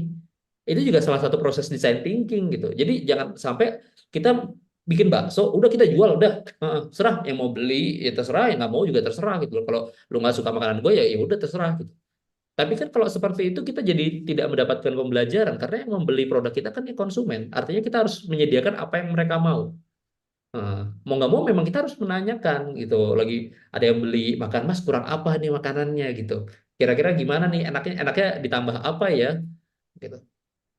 Kayak oh mas kalau bisa ada musik di sini saya kadang-kadang suka jenuh gitu kalau makan masa cuman diem saya sendiri suka sendiri dan lain sebagainya. Itu salah satu permasalahan yang bisa kita jawab. Tapi bukan artinya satu permasalahan itu langsung kita jawab dengan solusi ya. Tapi kita mengumpulkan dulu nih. Memang mau nggak mau kita harus sadar dengan proses yang lagi kita lakukan. Setelah itu kita harus ya tadi ya kan menciptakan ulang kita kita bikin terus si orangnya datang lagi mas ini kalau gini gimana mas gitu terus tanya lagi ke orang berikutnya kalau gini gimana kalau gini gimana kalau gini gimana di situ kita mulai bertumbuh oh orang sukanya kayak gini oh orang sukanya sendoknya yang seperti ini oh orang sukanya posisinya seperti ini duduknya di sini misalnya kayak gitu-gitu istilahnya jadi banyak hal kita harus bisa beradaptasi dengan berbagai kondisi yang pasar inginkan dan baru kita mulai memikirkan tindakannya dan itu terus-terusan diulang. Artinya apa? Memang proses design thinking ini bukan proses yang hanya sekali kita lakukan, tapi memang harus berkali-kali. Karena kalau seandainya kita berhenti belajar, ya akan terjadi seperti yang pertama kali saya ceritain. Apa itu? Revolusi. Ketika ada perubahan, ada pembaruan, kita akan ketinggalan. Karena kita berhenti belajar. Contoh kasusnya banyak, benar-benar banyak. Ya, seperti contohnya Nokia deh. Nokia siapa sih sekarang yang punya HP Nokia? Nokia itu terjadi karena mereka sudah merasa unggul dengan produk mereka gitu kan nggak akan ada yang bisa menyaingi mereka akhirnya mereka stop untuk berinovasi dan fokus ke arah produk utamanya berhenti belajar di sana sampai akhirnya mereka disaingin sama Apple ya kan set langsung udah turun dan sudah terlambat karena kenapa karena mereka berhenti belajar itu perusahaan Nokia yang sebesar itu loh gitu. Artinya kita itu harus terus-terusan belajar dan terus-terusan apa ya memiliki rasa empati terhadap apa yang menjadi kebutuhan di sekitar kita. Karena mau nggak mau seperti itu. Begitu. Kira-kira terjawab tadi masuk masuk. Iya, ada satu lagi pertanyaan Boleh bisa, Pak, boleh Kak. boleh. Ya. Boleh. Ini saya tertarik lagi ini masalah idealnya ya ketika kita survei lah anggap aja ya kita survei idealnya adakah atau keseluruhan dari satu lokasi atau memang ada batasannya gitu maksud saya biar itu sudah mewakili oh apalagi yang Hmm. belum punya bisnis ini Kak belum punya bisnis ini jadi kan masih bingung nih apa yang harus kita lakukan apa kita harus secara keseluruhan di wilayah itu kita harus mengamati gitu atau gimana untuk lebih lebih spesifiknya agar kami yang belum mendapatkan bisnis ini bisa tahu gambarannya dengan langkah-langkah misalnya nanti oh ternyata harus begini ada batasnya anggap aja satu RT atau satu lingkungan kita sudah tahu lah itu Hmm. permasalahannya jadi apa kita harus secara menyeluruh gitu ya Hmm. kemudian ya mungkin itu mungkin ya apa desain kita kalau untuk mengawali satu bisnis atau peluang usaha itu atau kita memang harus design thinking dulu atau action dulu gitu lah itu yang saya maksudnya ya makasih mungkin itu aja Ya. Ini menarik nih. Sebenarnya jawabannya bisa dua-duanya ya. Karena eh, karena kan kita lihat dulu ya kemampuan kita apa gitu. Kemampuan kita bisa apa sih? Saya ambil contoh paling mudah lagi deh, bakso. Kita bikin bakso deh, misal. Kita, ya saya cuma bisa bikin bakso, Mas, gitu. Ya, oke, nggak apa-apa. Itu kemampuan kita. Mau nggak mau memang, ya sudah kita harus bikin baksonya dan ada 30 orang nih misalnya. Kalau dari saya sih memang minimal 30 orang ya, untuk menjadi sampel yang nyoba makanan kita misalnya ya. Terus ya pengulangannya sampai kapan? Jawabannya adalah ketika kita coba ke 30 orang, ini kurangnya apa mas? Ini mas maunya kayak gimana? Mas maunya kayak gimana? Mbak maunya gimana? Kayak segala macam kita cari, oh kita dapetin, terus kita bikin lagi nih. Kita bikin yang baru sesuai dengan yang hasil riset kita tadi. Terus kita kasih lagi ke orang-orang. Pas kita kasih lagi, ada beberapa yang tiba-tiba besok kayak, Mas, saya mau lagi dong baksonya, nggak apa-apa deh saya bayar. Gitu. Oh iya boleh gitu. Ya udah, kita dari hasil masukan yang tadi sebelumnya kita bikin lagi nih yang baru nih. Kita bikin yang baru, ternyata yang minta semakin banyak. Ada sekitar 5 orang sekarang yang minta, Mas, saya mau lagi deh baksonya, gitu. Saya bayar deh segala macam, bla bla bla bla bla. Nah, dari situ kita mulai bisa mengukur tuh. Ketika yang minat ternyata semakin banyak, disitulah kita mulai berhenti dan mulai fokus ke arah, oh ini udah rumusnya. Ini udah bakso yang paling ideal buat kita jual di situ. Jadi kapankah kita berhenti? Kapan kita mengukurnya? Ketika itu sudah menjawab seluruh permasalahan di konsumen dan membuat ketertarikan di mereka, gitu. Jadi kadang ya bisa sampai 3 kali, 2 kali, 4 kali, 5 kali. Intinya itu bukan artinya proses yang dilakukan dalam 1 hari ya, tapi memang harus terus-terusan berjalan. Nah, dan ya tadi saya bahkan harus cerita kayak Gojek saja itu karena besar ya, itu bisa sampai 3 tahunan. Tapi poin pentingnya adalah memang nggak boleh berhenti belajar dan nggak boleh berhenti untuk menutup rasa empati kita dalam menjual produk. Artinya produk apapun bisa dijual. Asalkan kita terus-terusan dengar apa yang konsumen kita inginkan. Bukan cuma mendengar, mengamati juga, melihat, menerima masukan, menerima kritikan. Gitu, Mas gak enak ini mah baksonya pahit segala macam misalnya kayak gitu-gitu. Nggak apa-apa. Itu pas kita coba, kok enak, pas nyobain ke orang lain, enggak yang lain enak kok segala macam. Ya udah kita sisihkan yang istilahnya menganggap itu pahit segala macam. Emang itu bukan asal kita kan gitu. Iya kalau seandainya dari 30 orang yang minat ada 20 orang ya itu berarti istilahnya mulai kita berhenti, oh ini banyak yang oke sekarang kita sebar ke yang lain ya kan istilahnya eh, Mas ini saya kasih bakso gratis deh 1 mangkuk kalau seandainya Mas ngajakin 2 teman misal ya kan kayak gitu-gitu tuh. Eh, kita mulai promosi ke arah sana. Nah itu sudah masuk ke tahapan yang namanya bisnis model canvas gitu. Itu udah mulai kita mikirin rencananya gimana nih, marketingnya gimana nih, biaya yang kita keluarin berapa, gitu. Orang-orang yang terlibat siapa aja, ya kan? Terus kebutuhan-kebutuhan apa saja yang harus saya sediakan dan lain sebagainya. Nah, itu udah masuk ke bisnis model canvas yang nanti akan kita coba bahas ya di pertemuan berikutnya. Gitu, Mas Supravito. Ya, ini jawaban sebenarnya Ya, paling bagus. ya. Makasih atas jawabannya. Sip, sip. Terima kasih Oke. atas pertanyaannya juga nih. Oke, terima kasih Pak sudah memberikan pertanyaan gitu ya yang bagus dan memancing jawaban yang bagus juga. Nah, di kolom chat ini ada beberapa Mas Rizky. Eh, Mungkin masukan untuk pendapat yang tadi ya, Mhm. campaign yang tadi dari Mas Robinho, solusinya bagus Kak, tapi emang yang mulung paham akan aplikasinya nanti muncul permasalahan baru lagi. Belum lagi yang mulung punya HP nggak dari suspend rata-rata pemulung nggak ada HP gitu. Jadi emang menanggapi hal yang tadi itu tentunya muncul pertanyaan-pertanyaan yang berpotensi menjadi masalah baru. Mungkin mau ditanggapi dulu, Mas? Boleh, itu benar banget, Mas. Itu beneran terjadi gitu.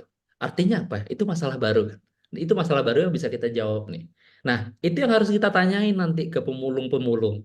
Mas, saya punya ide gini nih. Tapi Mas kan keterbatasannya tadi ya nggak punya HP, aplikasinya nggak bisa akses. Kira-kira apa nih yang bisa memudahkan Mas biar bisa mengakses ini? Gitu. Itu yang harus kita tanyakan. Oke, eh, saya karena keterbatasan HP, kita bikin misalnya kumpulan para pemulung, misal ya, kumpulan para pemulung di mana di situ ada satu HP, satu orang yang megang, dan dia yang ngasih tahu di mana aja posisinya. Misal, oh hasil dari rembukan itu ternyata menghasilkan solusi yang baru. Nah itu yang coba kita bikin, gitu. Akhirnya apa? Ada komunitasnya yang mengontrol itu semua untuk membantu aplikasi ini untuk menjawab berbagai permasalahan. Intinya adalah setiap ada masalah memang harus kita tanyakan. Kita harus diskusi lagi solusinya gimana. Karena ini bakal menguntungkan Mas juga gitu. Misal si pemulungnya tersebut, si banyak pemulungnya. Karena ketika dia mau mulung dia jadi tahu lokasi-lokasinya nih. Jadi sehari sebelumnya kayak nanti lokasinya di sini, di sini, di sini, di sini. Kamu nanti ke bagian sana, kamu ke bagian sana, kamu ke bagian sana gitu. Ngumpulin segala macam. Nah, jadi ada lagi kerjasama yang terjalin. Intinya gini, intinya memang mau nggak mau memang harus empati gitu terhadap seluruh permasalahan yang ada dan berusaha untuk menjawab, bukan artinya udahlah masalah masa lalu sendiri gitu, kayak ada gue nggak mau jawab gitu. Ya, ini produk gue nggak bisa gitu, karena kalau seperti itu jadi produk itu jadi gak ada yang make nantinya kan, karena tidak menjawab permasalahan mereka. Nah, design thinking ini adalah belajar bagaimana caranya kita bisa memproses pemikiran kita untuk menjawab permasalahan-permasalahan yang ada dengan tadi ya, sebelum setelah dari permasalahannya itu ya kita coba nyari kayaknya solusinya begini begini begini, tapi kita tidak langsung eksekusi, tapi kita tanya lagi buat prototipenya begini begini begini begini begini. Jadi memang itu sebuah proses, design thinking itu adalah sebuah proses untuk mencapai apa ya, ya solusi yang diharapkan oleh banyak orang, begitu. Gitu Mas Robinho, terima kasih atas pertanyaannya nih. Sip, sip, sip. Semoga bisa mendapatkan insight baru ya, Mas Robinho. Dan juga ada Mas Rio Dermawan. Dalam design thinking ada istilah menantang asumsi. Apakah maksud dari menantang asumsi? Mungkin dari perspektif Mas Rizky. Oh, menarik. Nah, ini menarik. Menantang asumsi ya. Tadi, seperti yang sebelumnya udah saya bilang juga ya, bahwa solusi terbaik yang kita pikirkan itu belum tentu menjawab seluruh permasalahan. Jadi asumsi-asumsi kita kayaknya bagus deh, misalnya nasi Padang tapi ditulis kalorinya.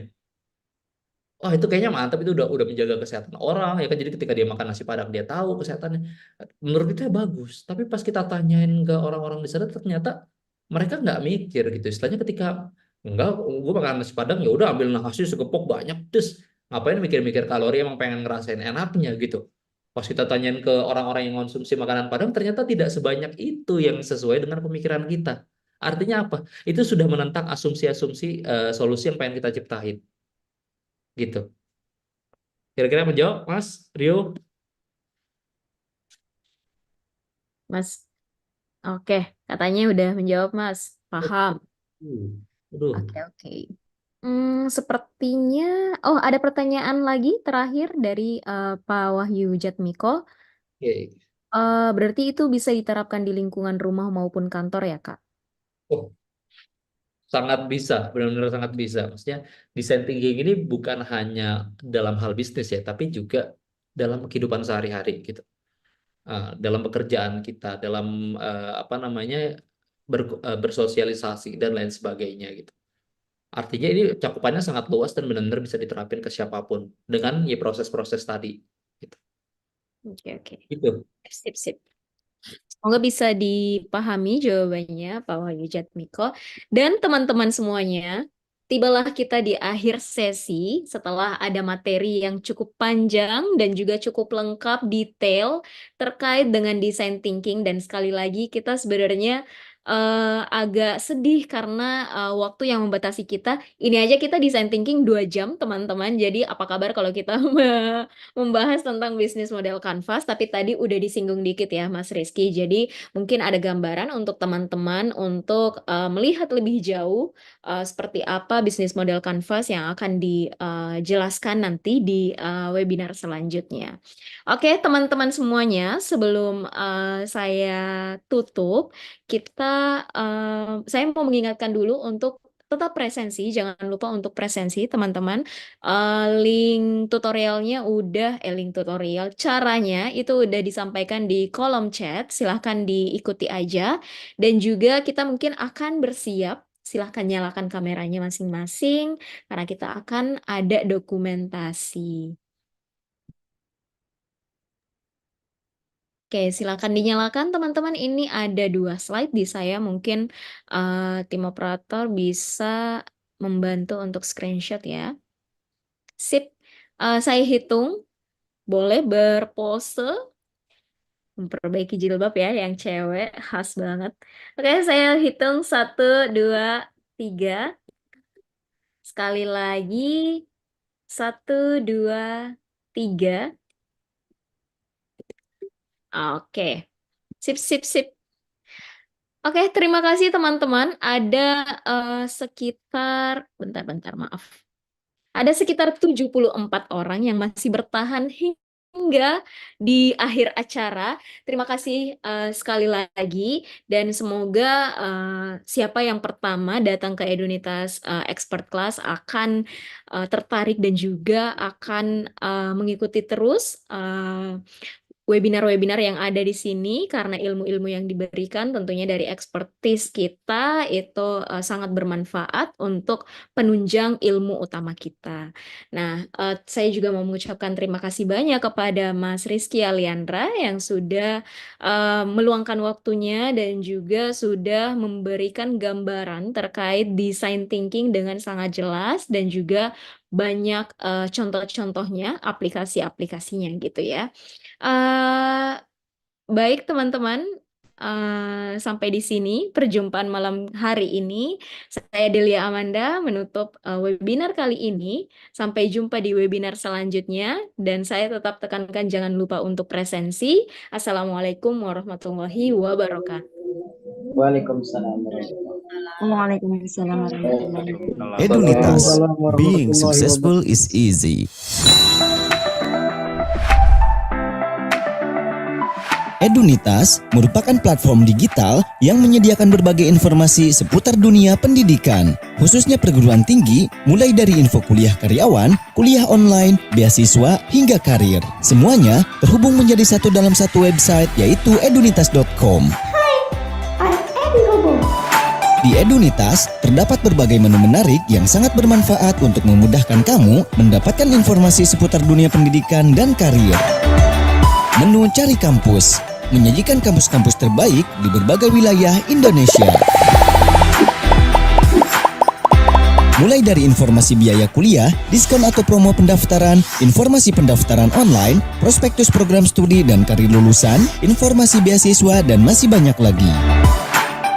Menu Lowongan Kerja. Di sini, kamu akan mendapatkan informasi lengkap seputar dunia karir, seperti lowongan pekerjaan, lowongan freelance, lowongan magang, info job fair, melamar pekerjaan, dan masih banyak lagi. Bukan itu saja, di menu lowongan kerja, kamu akan mendapatkan rekomendasi lowongan pekerjaan yang sesuai dengan pendidikan kamu. Menu Agensi. Rekomendasikan temanmu, adikmu, kakakmu, serta saudaramu untuk daftar kuliah di edunitas.com. Dapatkan insentif atau penghasilan menarik dari kami. Menu Promosi. Dapatkan berbagai promo atau diskon menarik dari berbagai merchandise. Tingkatkan transaksimu untuk mendapatkan promo atau diskon menarik seperti daftar kuliah, bayar kuliah, dan lain-lain. Menu Info. Berita seputar dunia pendidikan dan karir tersaji di menu info. Dan masih banyak lagi menu menarik lainnya yang bisa kamu dapatkan di edunitas.com. Ayo, segera bergabung dan kunjungi website edunitas.com.